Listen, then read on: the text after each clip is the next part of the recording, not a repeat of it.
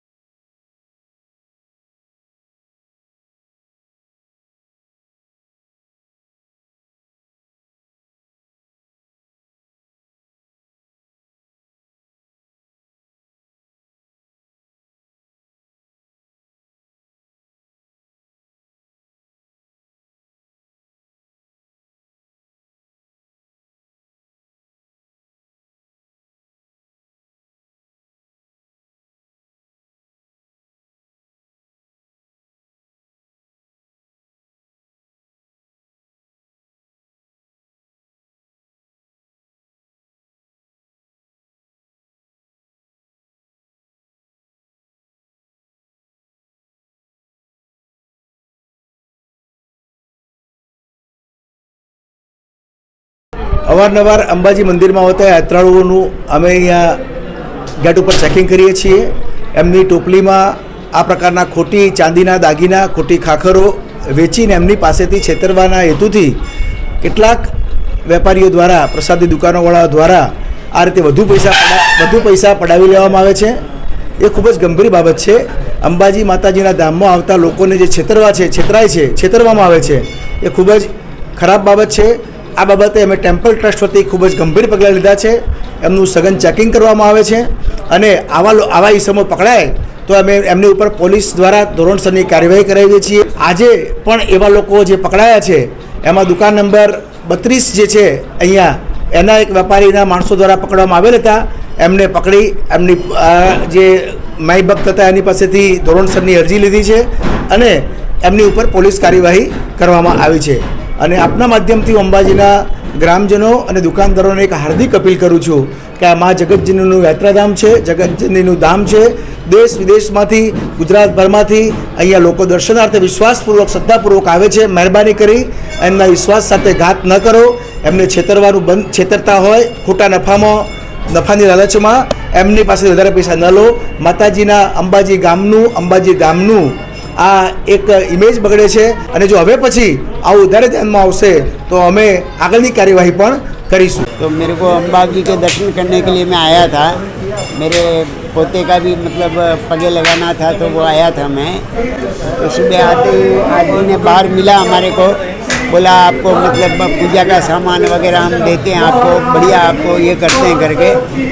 उसने हमारे को जो सामान दिया उसके अंदर कुछ ज़्यादा रेट लगा दिया उन्होंने, जो हमें पता ही नहीं चला. उन्होंने जो मांगा वो दे दिया. फिर आगे आके हमारे को पता चला कि उन्होंने ज़्यादा ले लिया हमारे से, छेतरपिंडी कर लिया. तो फिर हमने वो मतलब पुलिस स्टेशन में कंप्लेंट किया. हम भाई यही चाहते हैं कि कोई मतलब गलत नहीं करें. सब मैं मानता हूँ कि सब पेट के लिए करते हैं, लेकिन इतना भी नहीं करना चाहिए कि मतलब दूसरे का गला कट जाए.